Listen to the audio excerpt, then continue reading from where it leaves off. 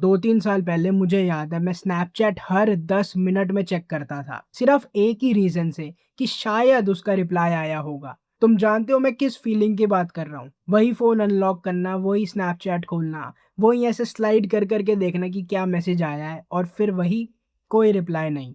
और फिर 10 मिनट बाद ये सेम प्रोसीजर रिपीट।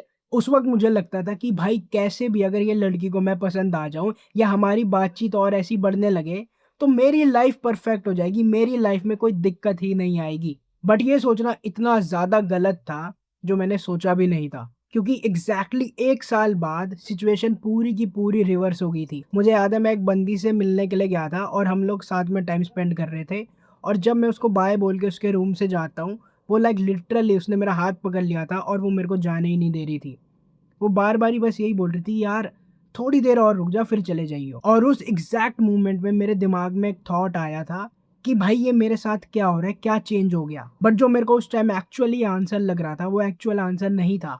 और अगर तुम भी ये वीडियो को एंड तक देखोगे तो तुम्हें भी पता चल जाएगा कि वो क्या एक्चुअली बेनिफिट था नोफैप का, जिसने मेरी डेटिंग लाइफ़ को कंप्लीटली चेंज कर दिया था। और हाँ, डिस्क्लेमर वो कॉन्फिडेंस नहीं था। बात है अगस्त 2025 की, मैं एक बंदी से मिलने के लिए गया था और हम लोग सब कुछ नॉर्मल था, हम लोग बहुत अच्छा टाइम स्पेंड करते हैं साथ में, शी वाज़ फकिंग क्यूट, बहुत मज़ा आ रहा था, बहुत सही चल रहा था और जब मैं उसको बाय बोलता हूँ बाहर जाने के लिए और जैसे ही मैं उसको बाय बोल के बाहर जाता हूँ, वो लाइक लिटरली मेरा हाथ पकड़ लेती है और मेरे को रोकने लग जाती है।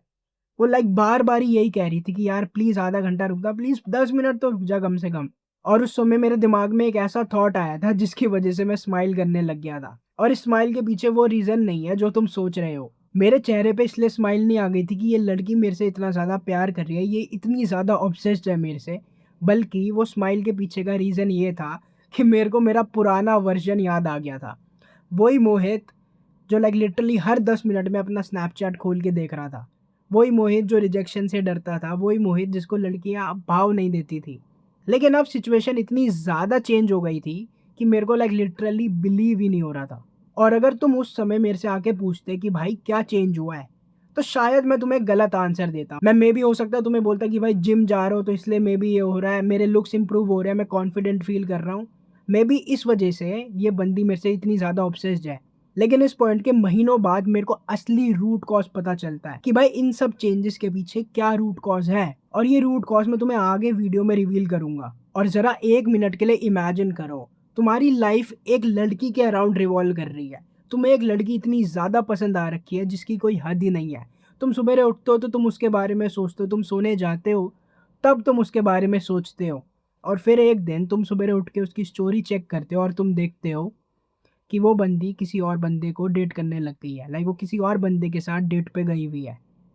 और ये एग्ज़ैक्टली मेरे साथ हुआ था जब मैंने वो स्टोरी देखी थी ना भाई, वो मोमेंट ने मेरे को पूरी तरीके से तोड़ दिया था। मेरे को याद है भाई मेरे को लिटरली चेस्ट में पेन होने लग गया था। मेरे को भाई साँस लेने में दिक्कत हो रही थी।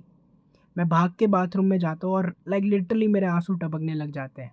उस टाइम तो मेरे को बहुत ज़्यादा बुरा लग रहा था, लेकिन अब मैं मुड़ के देखूँ ना, तो वो मोमेंट मेरी लाइफ़ का one of the best moment था। क्योंकि उस दिन मेरे को रियलाइज़ हो गया था मेन प्रॉब्लम लड़की में नहीं है, उस लड़की की कोई गलती नहीं है, मेन प्रॉब्लम मेरे में है और मैंने खुद की रिस्पॉन्सिबिलिटी उठाना स्टार्ट कर दिया था। मैं अपने आप को शीशे में देखता हूँ, मैं देख रहा हूँ भाई, मैं भैनचोद मोटा हो रखा हूँ, मैं क्योंकि जिम नहीं जा रहा, भाई मेरा पेट निकल रखा है, मैं अट्रैक्टिव नहीं दिख रहा, मेरे फेस पे एक्ने-वैक्ने है, बहुत ही बेकार दिख रहा हूँ मैं क्योंकि मेरी डाइट अच्छी नहीं है। मैं डेली पॉर्न देख रहा हूँ, मैं डेली मास्टरबेट कर रहा हूँ, मैं अपनी लाइफ़ में कुछ प्रोडक्टिव नहीं कर रहा, मैं लोगों से जाके बात नहीं कर पा रहा, मेरे अंदर सोशल एंग्ज़ायटी है। मेरे को डर लगता है लोगों मेरे को घबराहट हो जाती थी।